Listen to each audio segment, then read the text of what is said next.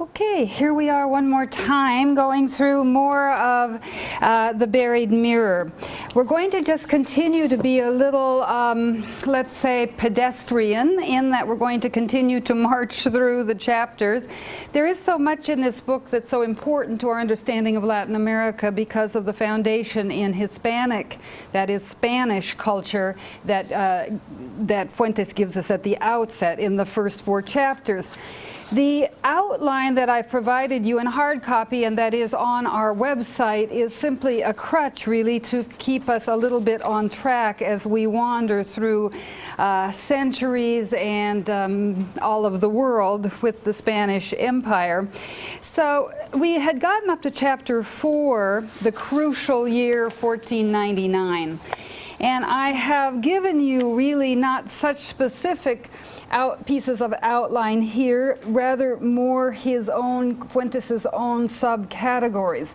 And I'm going to count on you for this chapter pretty much because last time we covered a great deal of what is covered in this famous year of 1492, this chapter on that year.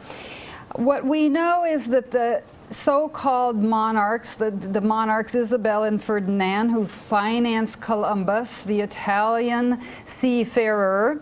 What we know about them is that they're called the Catholic kings, los reyes católicos. And we aren't speaking of a lot of kings, we're speaking of the 2 of them, because they almost single-handedly unite Spain. And it's still not united, as we said last time. There are lots of different languages spoken in Spain. But their achieving unity aim is largely thanks to very clever politics. Fernando is from Aragon, and Isabel is from Castilla, and they unite 2 small kingdoms, or at least parts of kingdoms in their, when they are married in 1469, as we're told. Look again, will you, at our map of Spain, and here, Scott, I'll ask you to turn to our computer. I've now got it sized properly, you'll be happy to hear. And if you look at the areas of this kind of letters, the larger letters that give us the regions of Spain, we'll see what Ferdinand and Isabella united.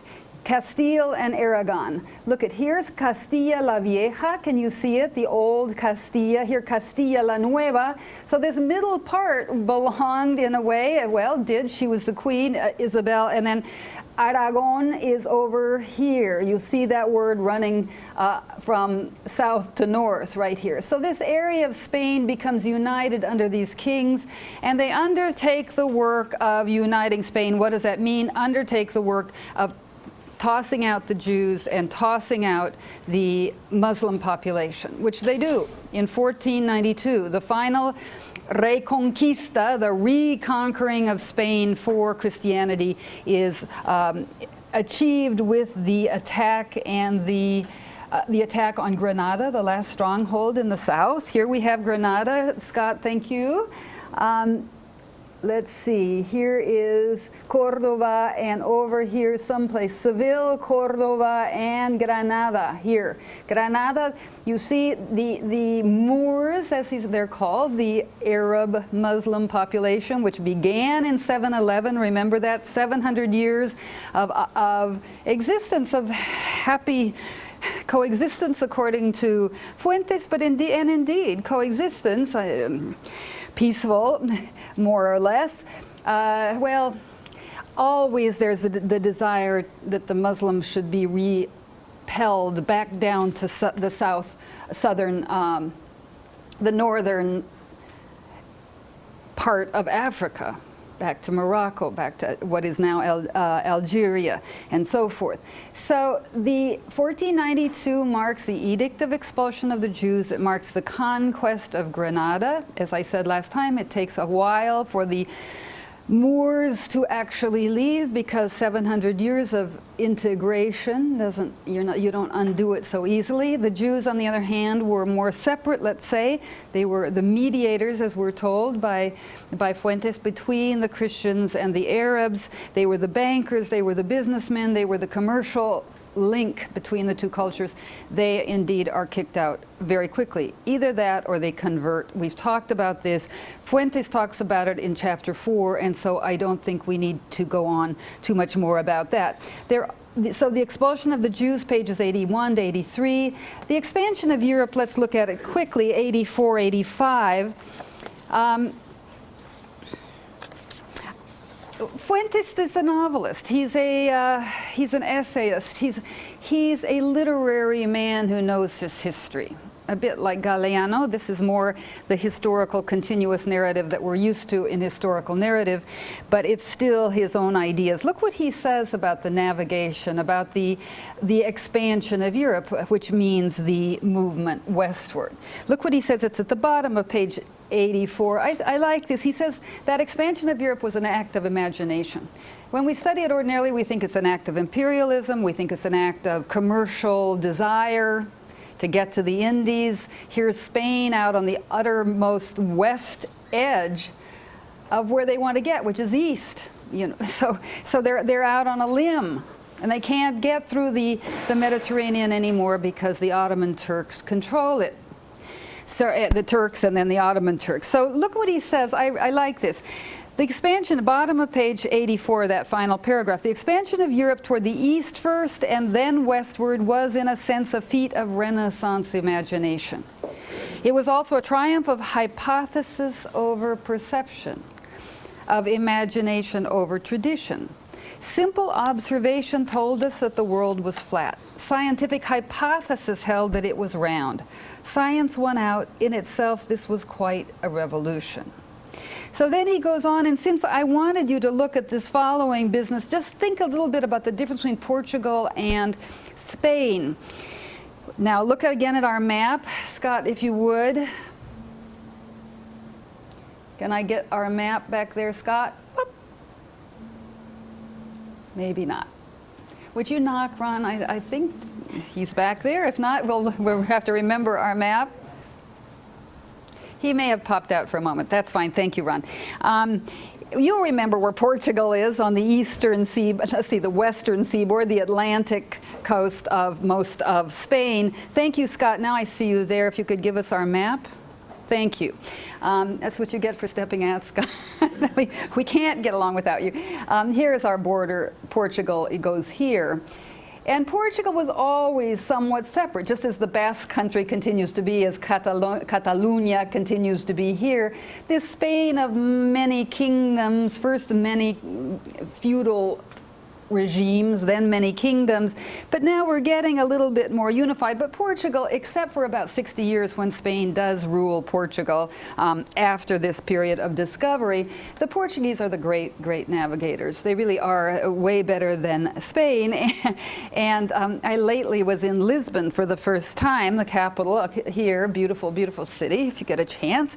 And the discovery and conquest of the world by Portugal is still very, very much a part of Portuguese iconography, much more so than Spain. So when you go, there's a huge monument to the navigators, and Henry the Navigator, who's mentioned on page 85, who does cartography and he does the navigational instruments, the astrolabe. There's a restaurant called the Astrolabe. And so what there is on the sidewalk a huge map of the world, right by this huge monument to the discoverers. In fact, I could show you a picture of it, but I won't. Showing which parts of the world were explored and conquered, if you want, by Portugal. But what Portugal was a great seafaring power. They weren't as good at establishing empire. Nonetheless, they had plenty of empire until lately. Angola, Mozambique, 1975 are freed from Portugal. Portugal had Goa in India. So Portugal is a great imperial power too. Since we're not paying much attention to Brazil in this course, though Fuentes will get us there, of course Brazil is the great colony of Portugal, the huge one. But look at what is said here about Portugal and Spain. Just because we're not spending much time on Portugal, let us have Fuentes direct let Fuentes direct our attention to this matter. We're speaking of Prince Henry. You'll see it in the second sentence there of the second paragraph down on page 85. The son of King John, and by the way, this genealogy is in the back of your book, gathered together all of the nautical wisdom of his times, perfected cartography and navigational instruments, developed new, swift, easily maneuverable seafaring vessels such as the caravel, the sailing ship, right?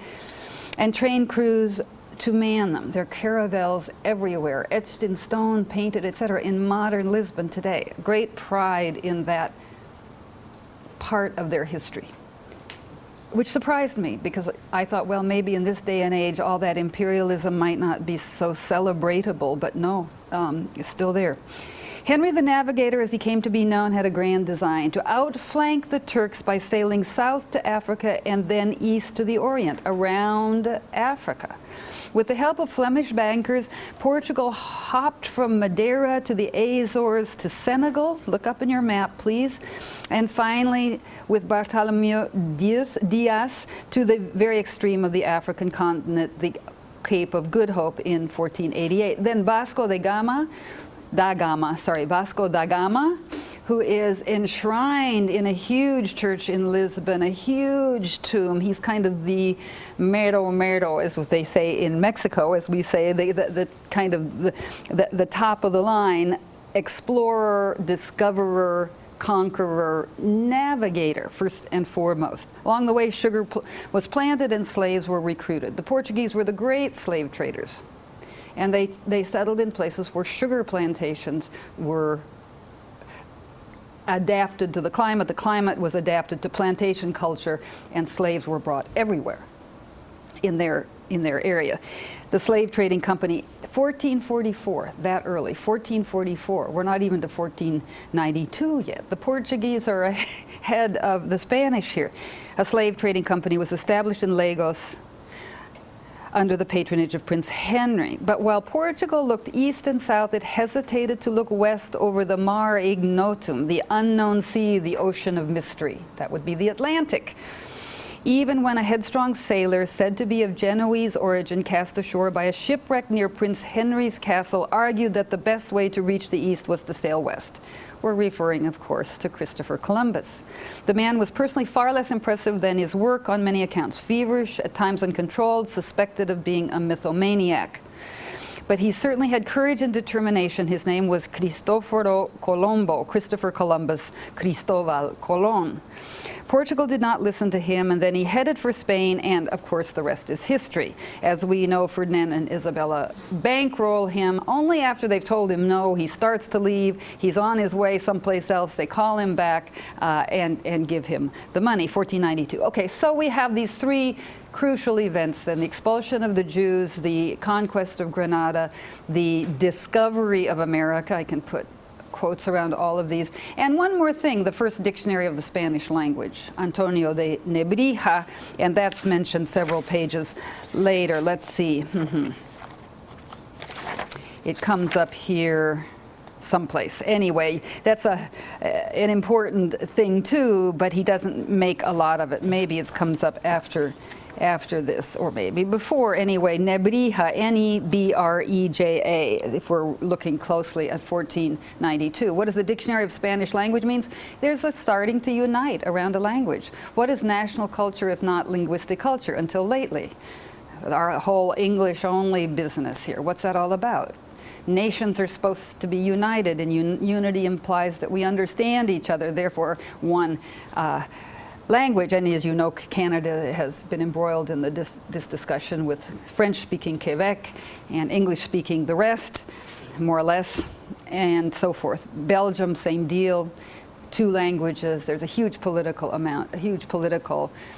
charge around language, of course. So that first dictionary in Spanish in 1492 is also important.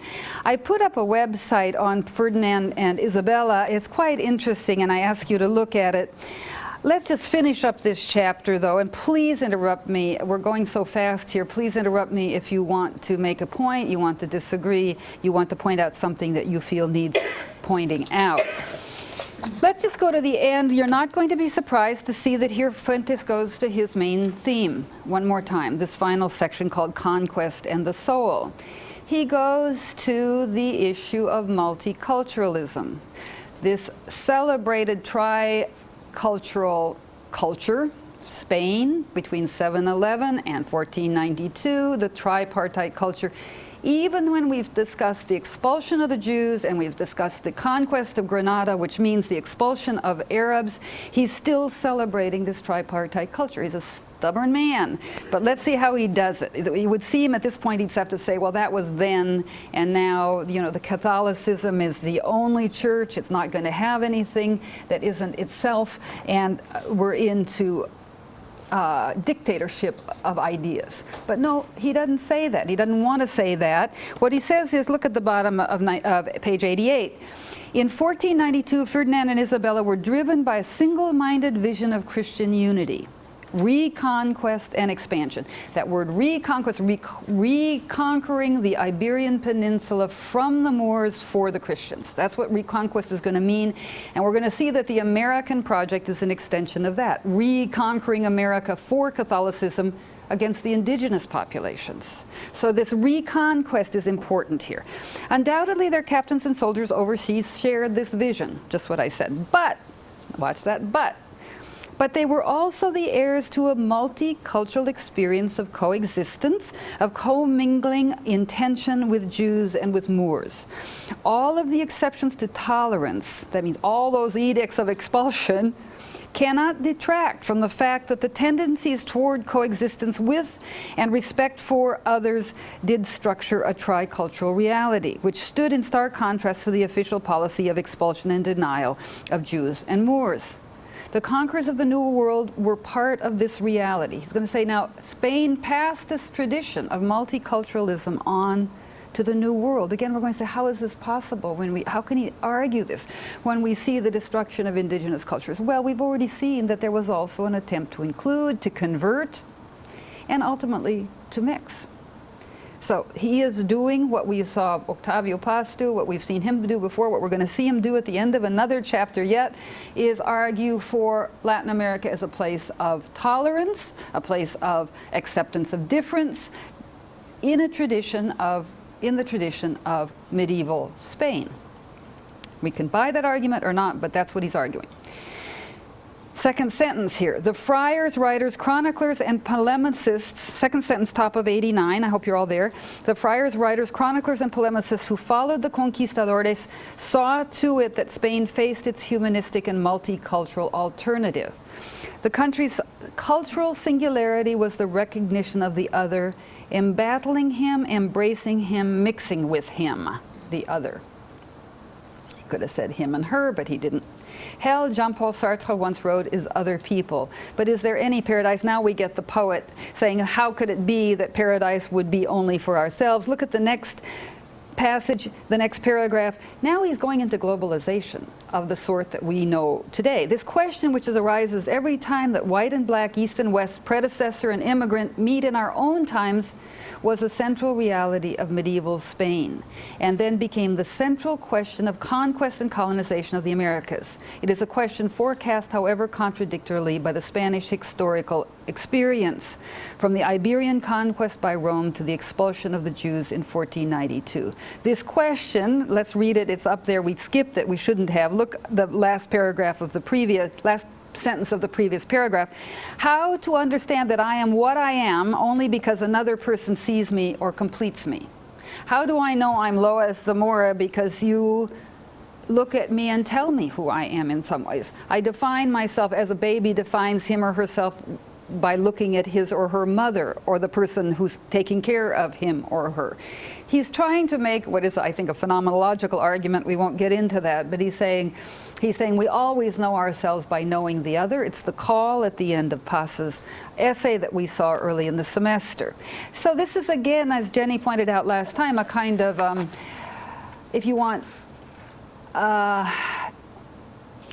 eulogy, but that's not the right word, a celebration of the possibility of accepting others who aren't like yourself, even though we know that the historical realities are not always that way. He's saying America made Spain live up to its own ideals of acceptance and multiculturalism.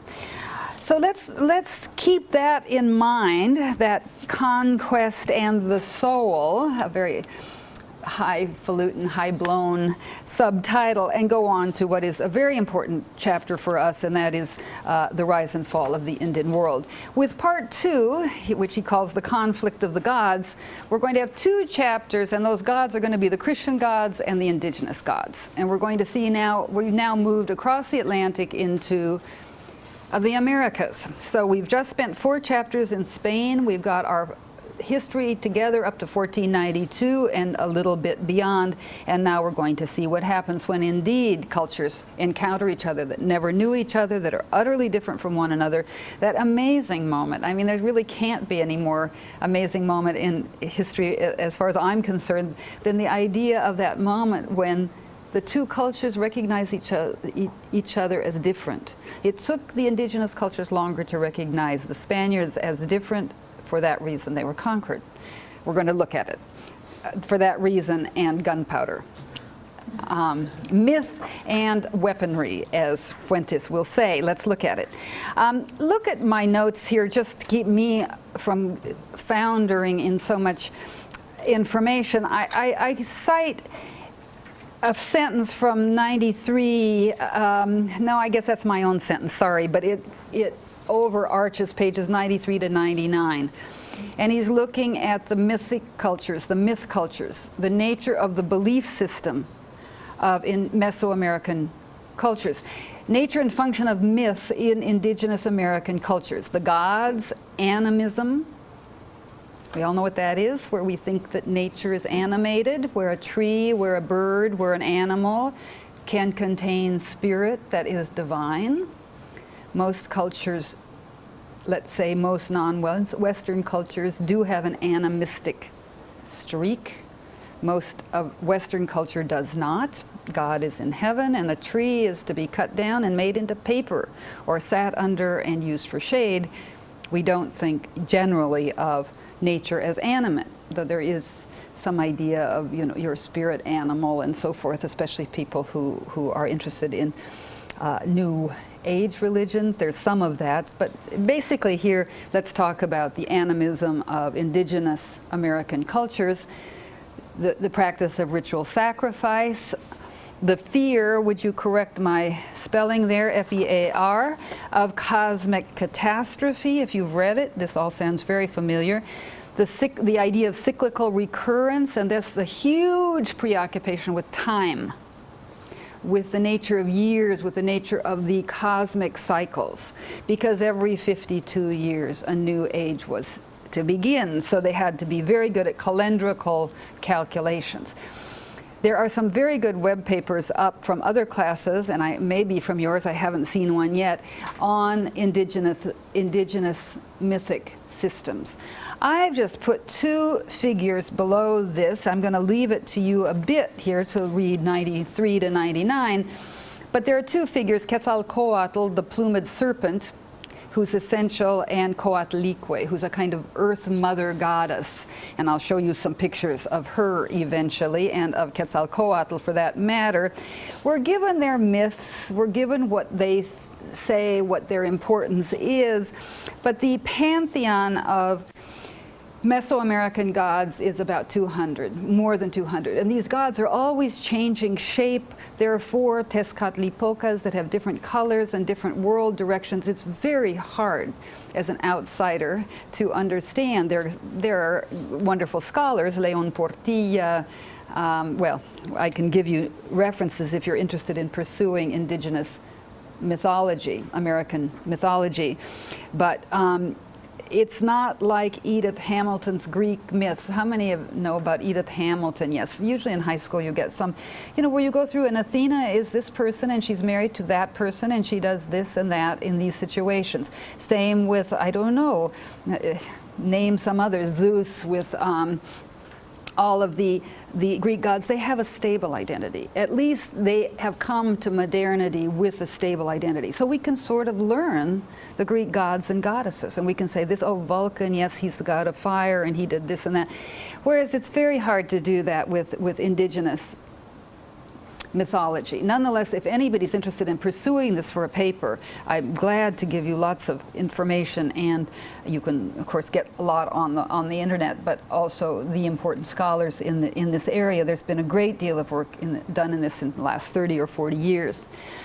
So let's just look. I listed, as I did, the successive groups in Spain, starting with the Iberians and the Celts, and then the Greeks and Phoenicians, and then you'll remember from page 1, now we've got another list of successive cultures, and now we're in Mexico. We're in Mesoamerica. The Olmecs are the mother culture. These are listed rather hurriedly, I must say. There are books written on this subject, starting page 95 at the top. No, sorry, 95 at the bottom and into 96. The Olmecs, that's the third line down on top of 96. The Olmecs in the basin of the Papaloapan River, the river of butterflies, the Gulf Coast. The huge heads, the Olmec heads, you will find a picture of one in the next chapter, it strikes me. Let me find it real quick if I can. It's the huge Olmec head, da-da-da-da-da. You will remember it, and I can't find it. 106, thank you. It's not that far ahead at all, thank you. And you'll see Coatlicue on page 103. I forgot that she is here. And then look at 106, you'll get an Olmec head. These things have been dug up in the 20th century, a little bit of archaeology and anthropology, and starting about the mid-19th century, but it's only in the late 19th century and later that people take these ruins and these artifacts as more than just an obstacle in the way of a road or something. So even the history of archaeology and the sites, how many of you have been to the Yucatan, for example? Yeah, one. Go to the Yucatan. Chichen Itza and Uxmal are quite interesting. They're huge ceremonial sites. In Oaxaca as well, Monte Alban, outside of Mexico, Teotihuacan. The ground is littered with huge ceremonial centers from these different groups. The successive groups, I don't expect you really to know this, except I'd like to have you have a friendly familiarity with it. The Olmecs, and then the early classic period, the Teotihuacanos and the groups in Oaxaca. Then Maya culture, which really starts about the 3rd century AD. It starts to fall apart as the Maya civilization between 600 and 900 AD. But it begins before that.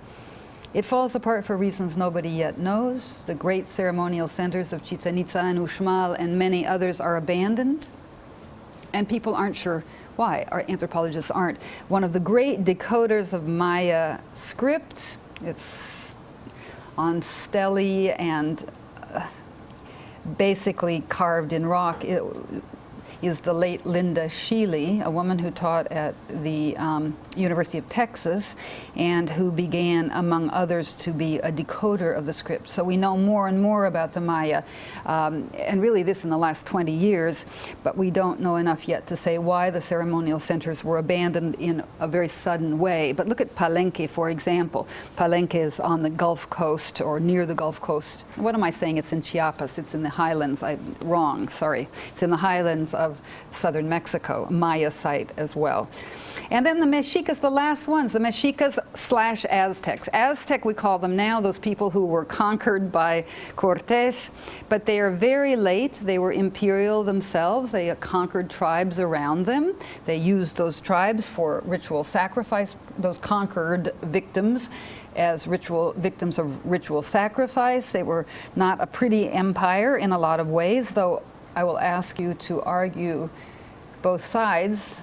The sacrificial practices of the Aztecs and the Mayas were very much a part of a coherent worldview. You had to sacrifice human selves in order that the sun would come up in the morning.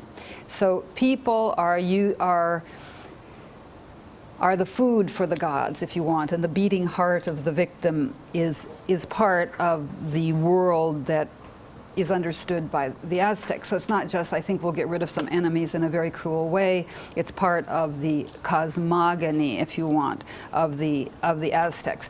The word Aztec is used much later. Mexica was the word from which Mexico comes, obviously, is the better word for this group of altiplano indigenous peoples. When Tenochtitlan, Mexico City, is conquered by Cortés, it's the Aztecs or the Mexicas that have built this fabulous center. So those, but you see how the dates go differently. The Olmecs, well, that's 600 years. You know, the early classic, that's another 600. And then look what happens.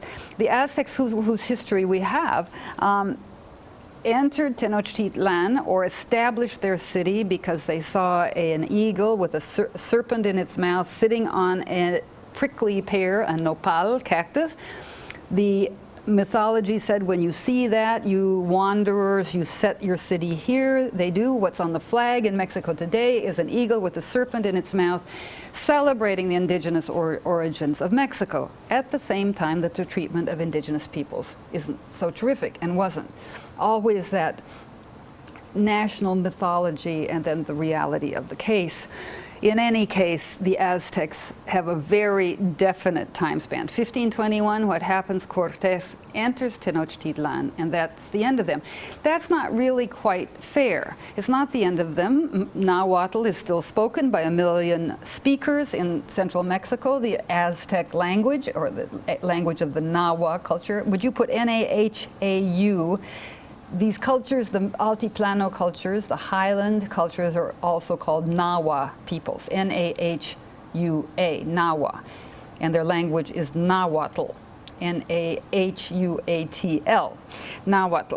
So it's not true that the Mexicas ended their culture, or their culture ended abruptly in 1521. What ended abruptly was their hegemony over the region, their imperial rule over other groups, and what also ended was a lot of other things, because of course the Catholicizing starts right away, and then traditional practices are eventually lost.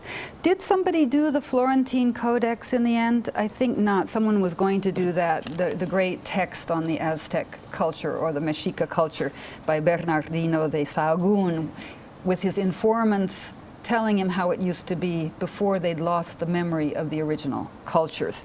So in any case, we have access to those cultures, and indeed some of the practices continue even today in ways very transformed, of course.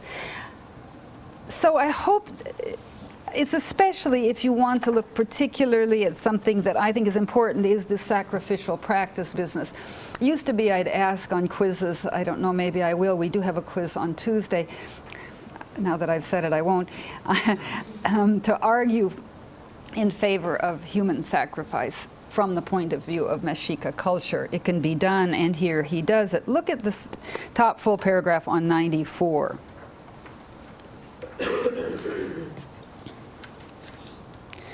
Because the gods had sacrificed themselves so that the world and humanity might exist, humanity was obliged to plunge, if needed, into the great permanent bonfire of life and death, this fear of cosmic catastrophe.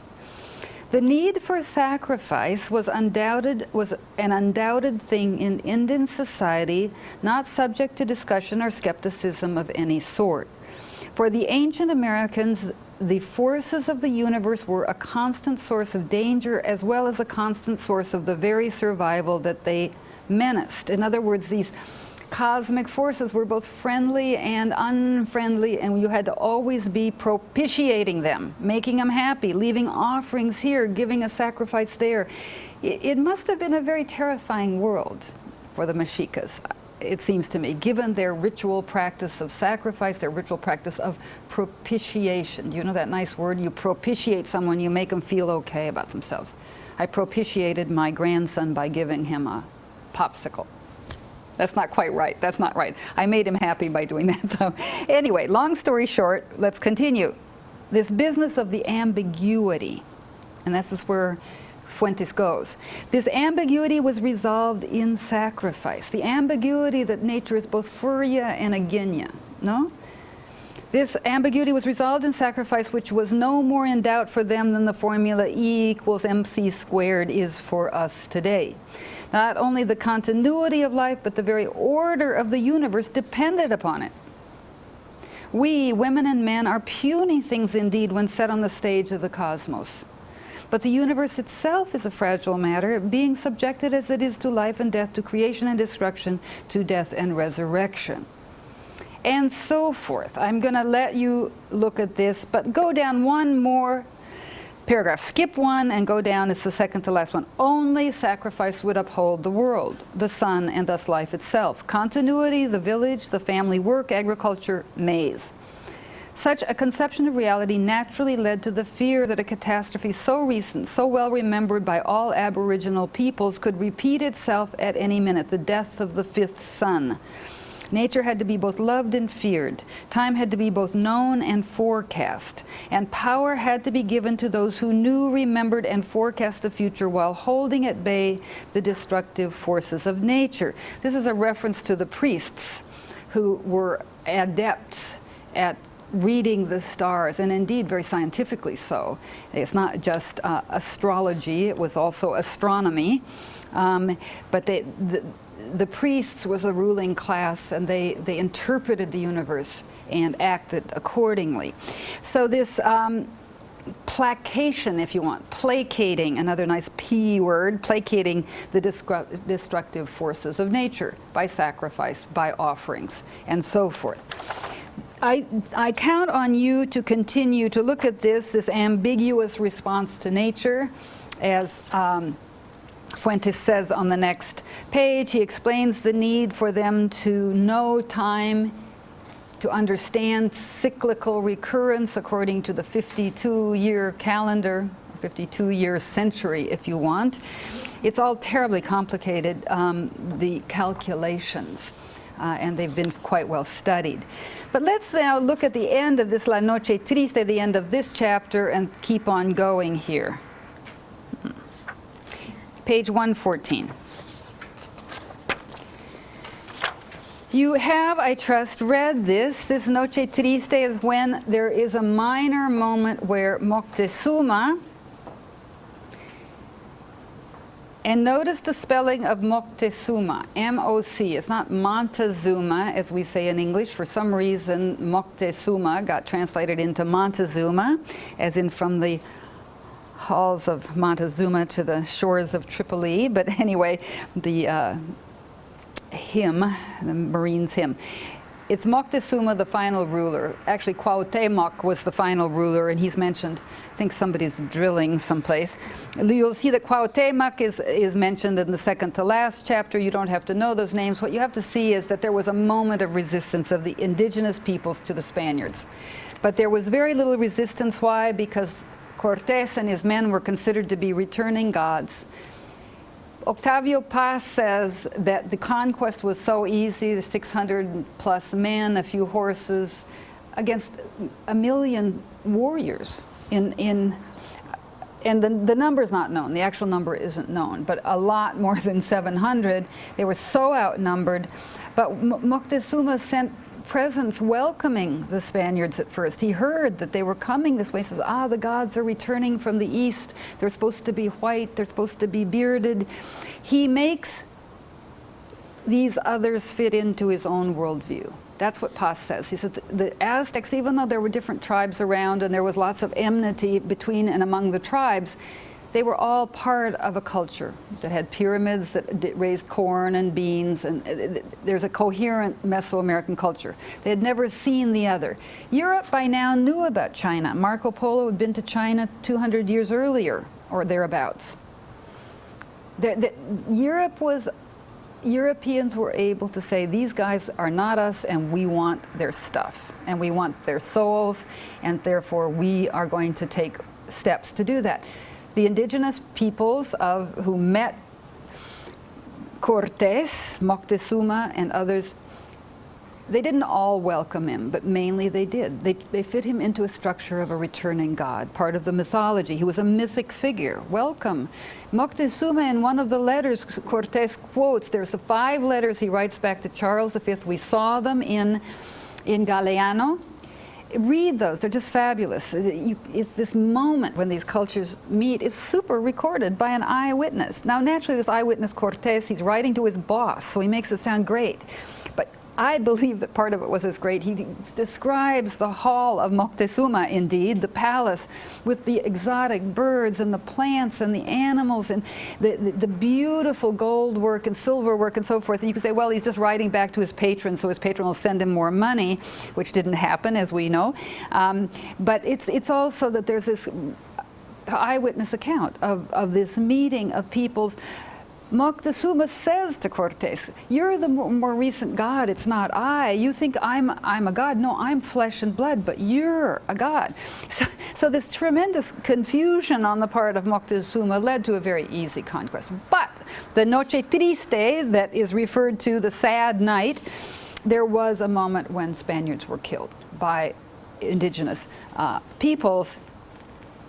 But look at what's going on in our painting, which Artist Unknown, page 115. There are millions of these paintings in Mexico. The moment of the encounter between the 2 cultures that become modern Mexico.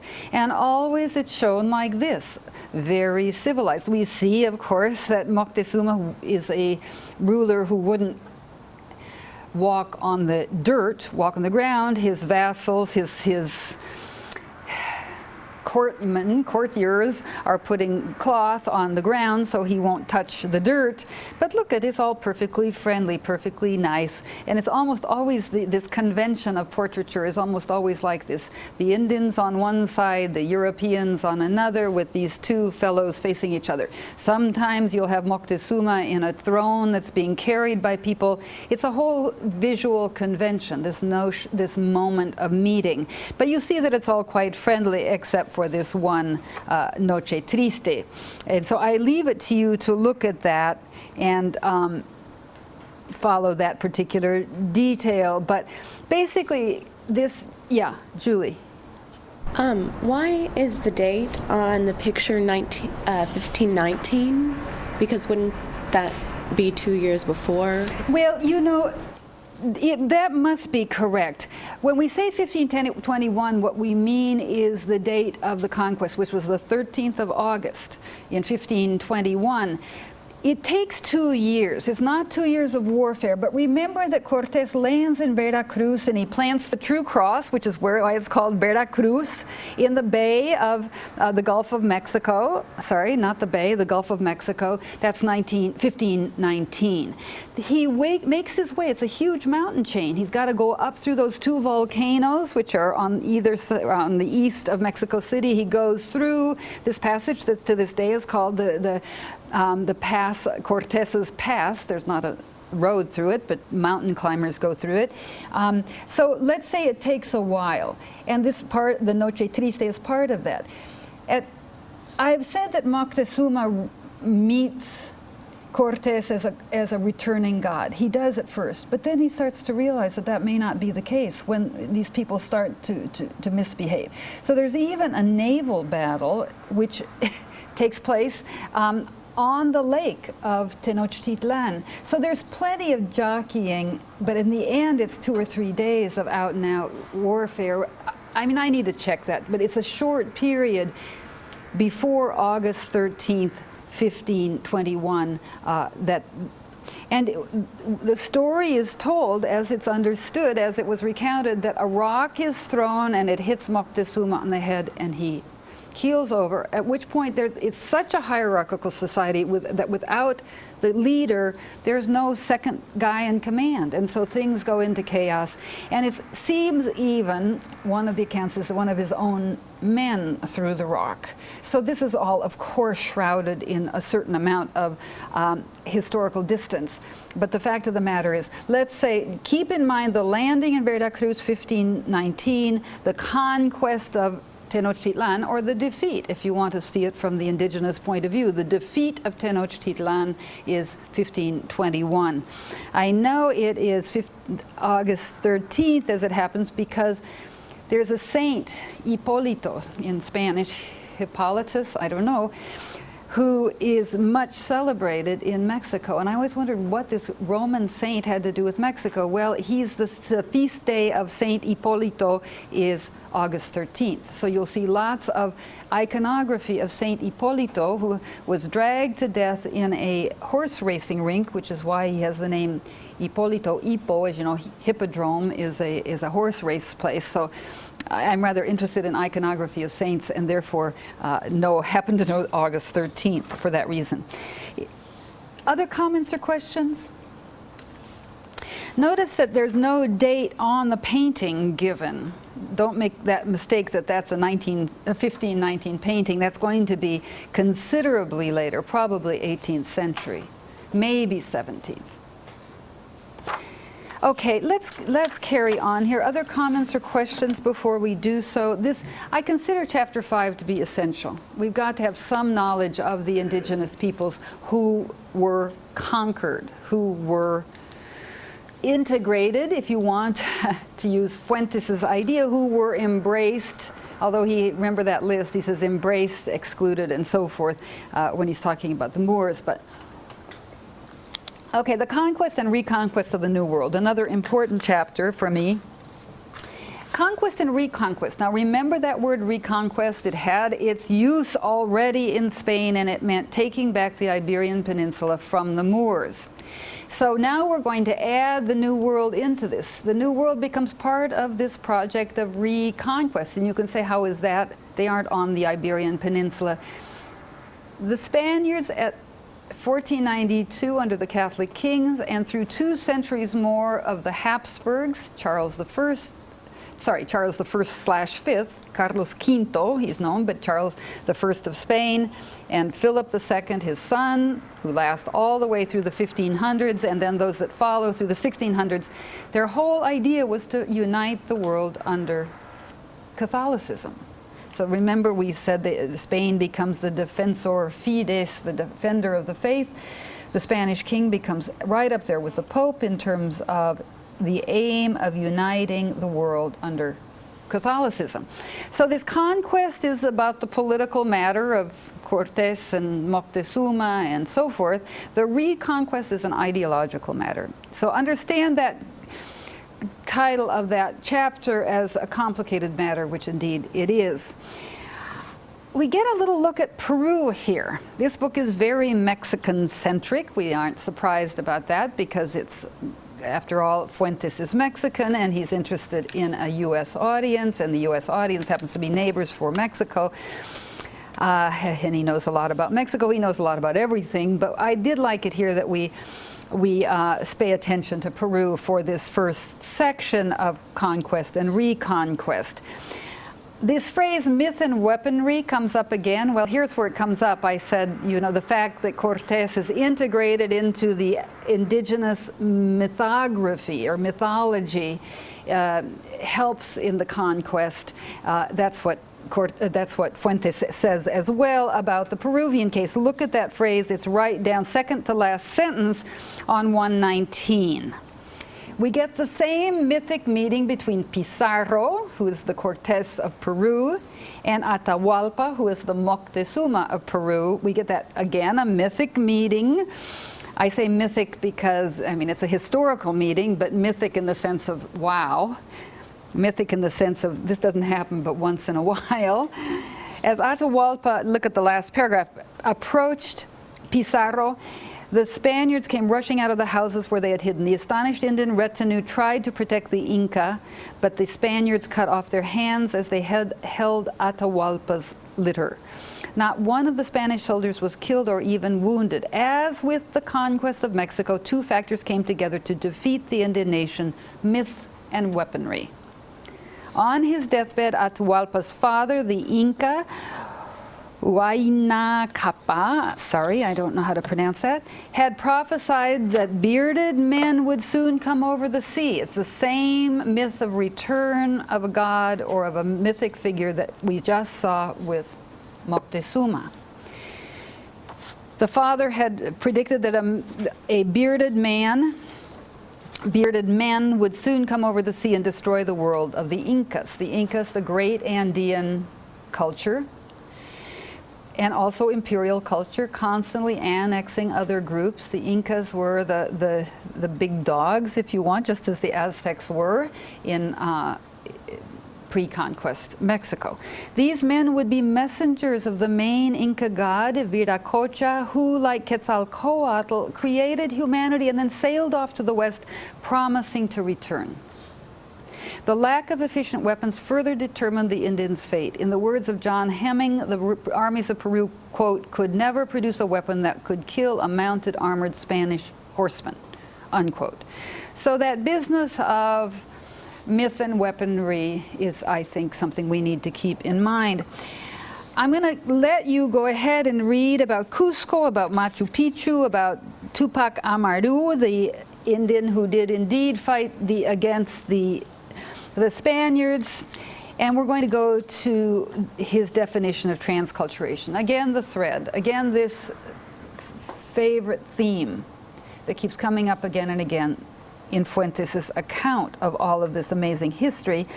If you look at just before the typographic break on 124, just above the Utopia section, page 124, let's look at that paragraph, so the middle paragraph of 124. The death of the infant Indian civilizations of the Americas was a loss to the West, especially in Peru, since they were not barbarous heathen nations, but nascent human societies with many lessons for Renaissance Europe. The old world was also grappling with new forms of social coexistence and even projected many of its most idealistic notions onto the new world. In the tension between the illusions of utopia and the realities of conquest, we've always got that tension. The ideology and theology is one thing, the mythology is one thing, and the reality is another. In the tension between the illusions of utopia and the realities of conquest, another tension arose from the beginning of our post-Indian existence in the Americas. Look at that, our post-Indian existence in the Americas. He positions himself in a sense with Europe, but he says it could be that he's also positioning himself as indigenous. And he'd be glad to stand here and tell you, I'm both. There's nothing in Mexico that isn't a mixture of cultures. And I would agree with that. The naked facts of conquest were answered by the more secret and insinuating facts of counter-conquest. Now, what does he mean? Both the defeated Indian peoples and the mestizos, the mixed populations, eventually joined by the African arrivals in the New World, began a process of conquering the conquerors, contra conquista, thus fostering the rise of a properly American, multiracial, polycultural society. That is the definition of transculturation, a word that we care about in this culture. The process of cultural contact and the changing of both or all three or many cultures as a result of that contact. It happens all the time. It happens in our personal lives. You know, we get married and then we start to look like our husbands or our wives or whatever. We know that contact affects the ways in which things operate, whether on a cultural level or a personal level. But there's no one who talks about Latin America who's not interested in transculturation because, well, that's not true. Most writers that write about Latin America are interested in the process of cultural transformation as a result of conquest and colonization. So look at that sentence once again. The naked facts, two sentences of the end of that paragraph. The naked facts of conquest were answered by the more secret and insinuating facts of counter-conquest. Both the defeated Indian peoples and the mestizos, eventually joined by the African arrivals in the New World, began a process a historical and cultural process of conquering the conquerors, thus fostering, making another culture, making a new culture, making a culture that wasn't Europe and isn't Europe. And this is what is celebrated by Fuentes and other writers of Latin America.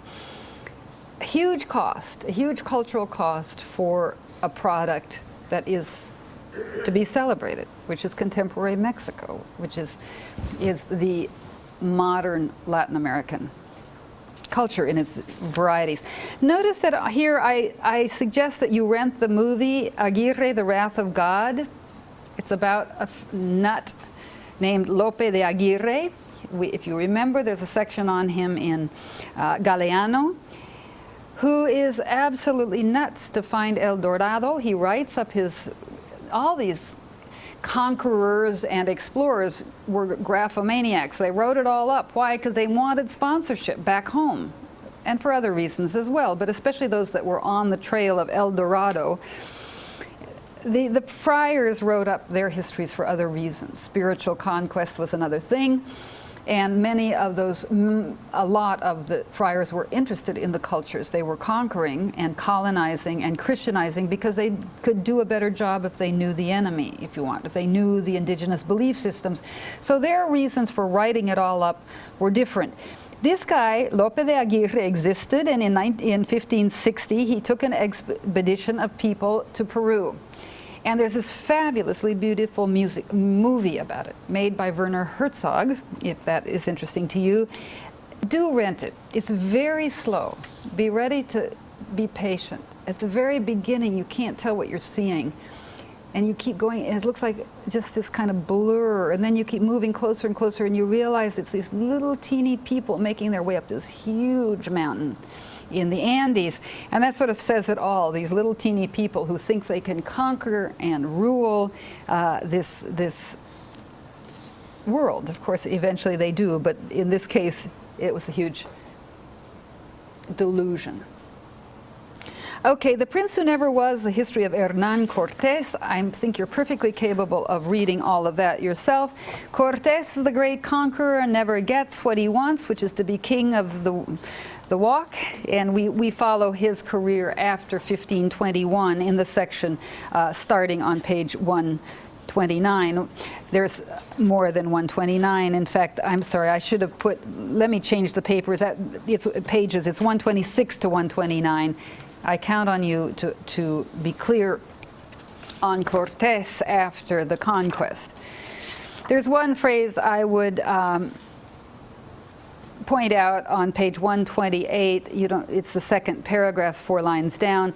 Cortés, one of the great figures of Renaissance Europe. Now that's pretty interesting. He's known for his exploits in Mexico. But you will read and see what you think about Cortés as one of the great figures of Renaissance Europe. That's an intriguing notion. He conquered for Charles V, the king, a nation 9 times the size of Spain, and so forth. He was a lawyer. He was a brilliant strategist. He was also very lucky, as we're going to see later. He had a translator, La Malinche, his consort, who translated for him and told him what was going on. Said, look, the Aztecs have lots of enemies around here. You can use them as your allies, the Tlaxcaltecas and so forth, Tlaxcaltecos and so forth. Anyway, long story short, you'll see that. I want you to pay attention to Bartolomé de las Casas, the question that Ron raised ages ago, it now seems, about the question of the status of the souls and the legal status of indigenous peoples. We get into it in some detail, pages 130 through 134, with 3 figures, historical figures, used by Fuentes to focus the issues. One is Bartolomé de las Casas, a Dominican who is much admired in Mexico for his defense of indigenous peoples against the cruelties of the Spanish invaders. You will see a discussion of him. I want you to be perfectly cognizant of him and his work, and then I want you to look at page 134, the debate with Sepúlveda and Victoria. Oh, now my voice is going. I'm going to see if I can make it here.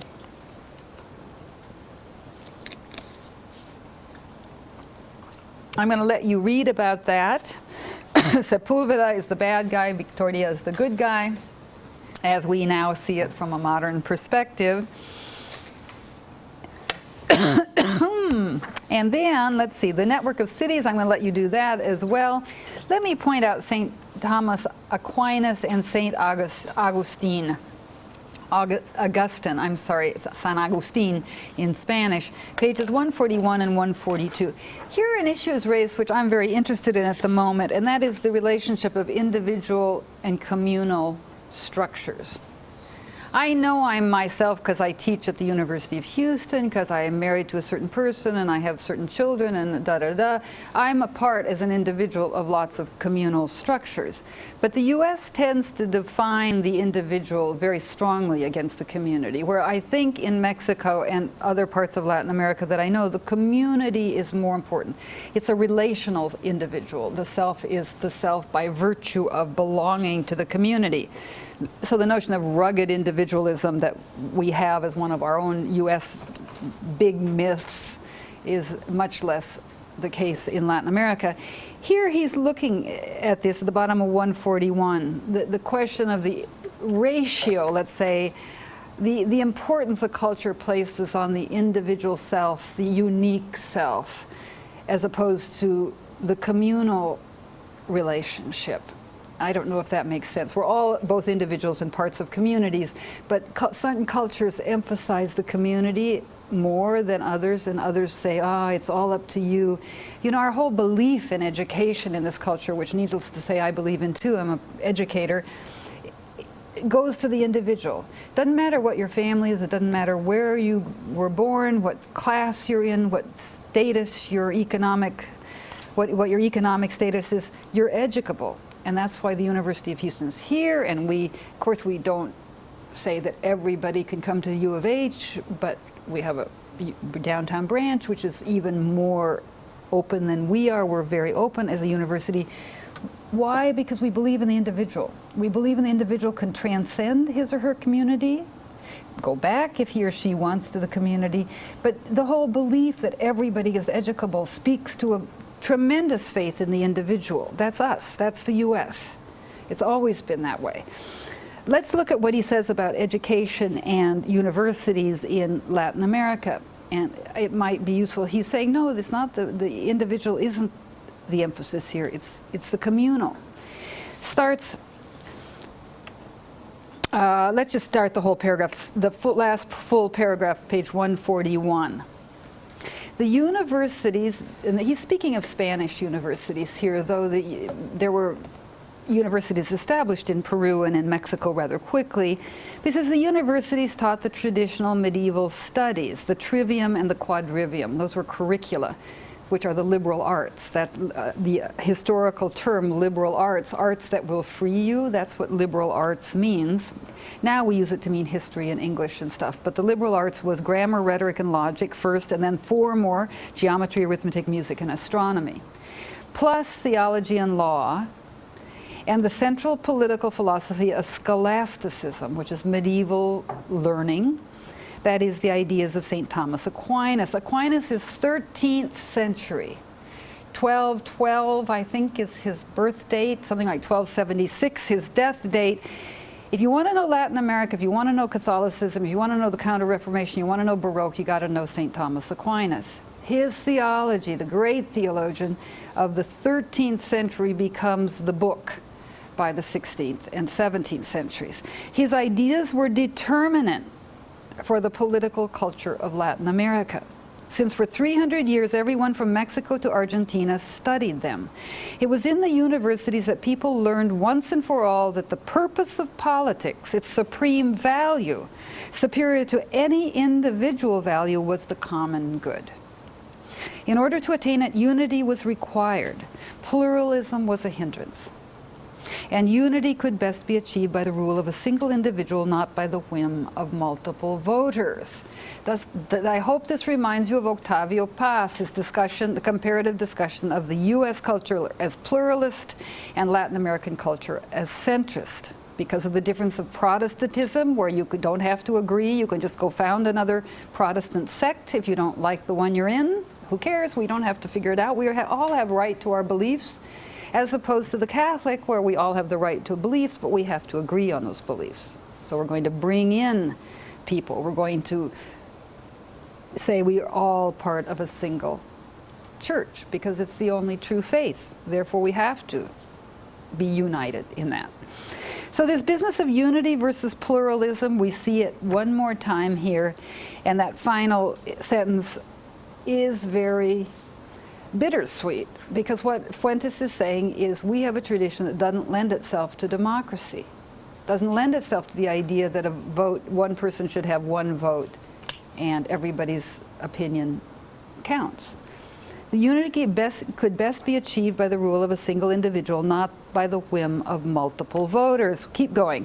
In one of the 11 chapels in the Church of Santo Domingo in Oaxaca, St. Thomas Aquinas sits in heaven. He's speaking of a mural, as if presiding over the basic political truth bred into the bones of Spanish America.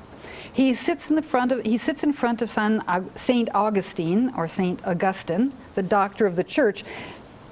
Thomas Aquinas is also a doctor de la Iglesia. They both are, but anyway, he says Saint Augustine, the doctor of the church, who laid down another cornerstone of our political and spiritual life, preaching the grace of the grace of God is not attainable by any individual without the assistance of the church.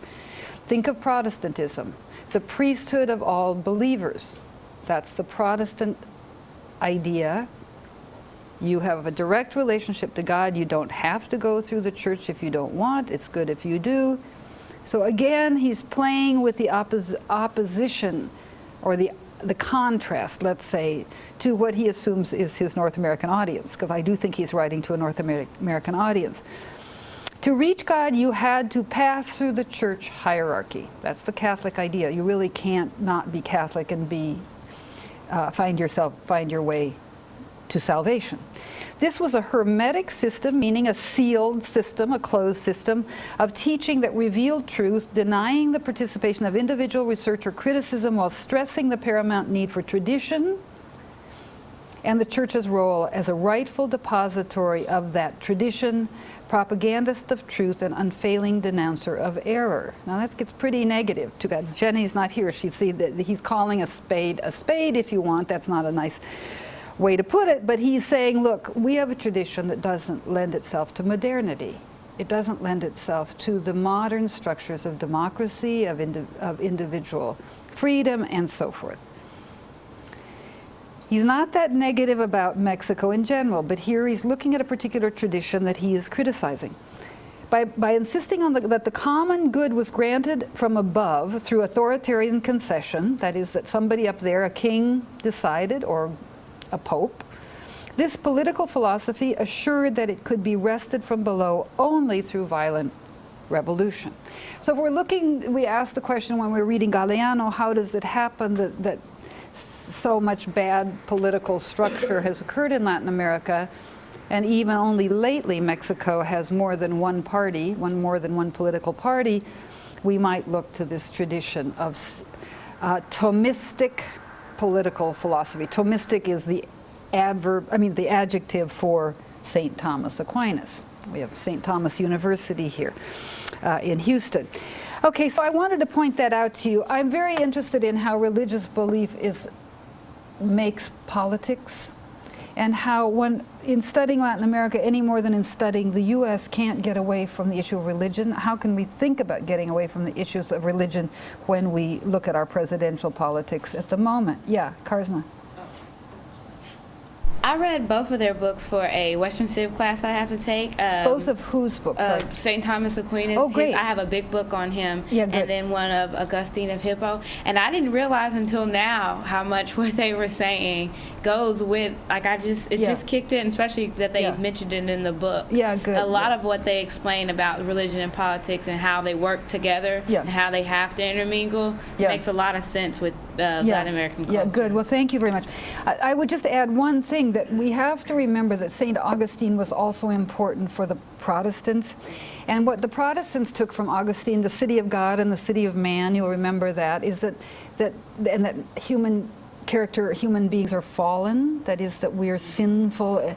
That part of Augustine gets picked up by Protestants and especially Calvinists. And so there's a difference between the two in important ways, but you're so right that this idea of the church hierarchy, the city of man can only get to the city of God through the church hierarchy, is very much part of the Catholicism that invades Latin America. Yeah. Okay, let's just finish here real quick. We got 4 minutes.